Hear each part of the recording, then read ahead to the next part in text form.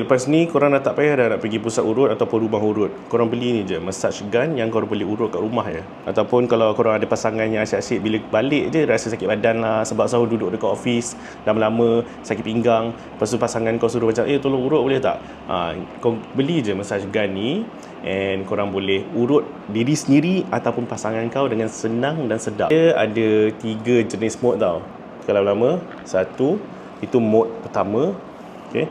Mode kedua dan mode ketiga, dia lagi lama lagi laju lah. Dia dengan different speed. Okay, lepas tu untuk stop kau tekan lama-lama, and then kau boleh cabut ni. Dia ada 3 attachment lain. Ni dia punya finger punya version yang aku bawa cabut tu. Ni adalah dampener version, kau boleh tumbuk dekat mana-mana yang sensitif. Dan ni adalah ball version, ni kau boleh tumbuk all over the body. Tumbuk, urut lah, urut. Selalunya aku beli massage gun yang kecil-kecil yang dekat social media tu, yang harga murah. Soalnya lepas tak sampai seminggu dia dah rosak, dan dia cepat panas dan bateri tak tahan lama.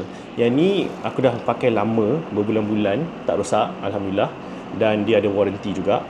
And also bateri tahan 2 jam with a full charge, dan dia tak panas pun bila kau pegang lama-lama.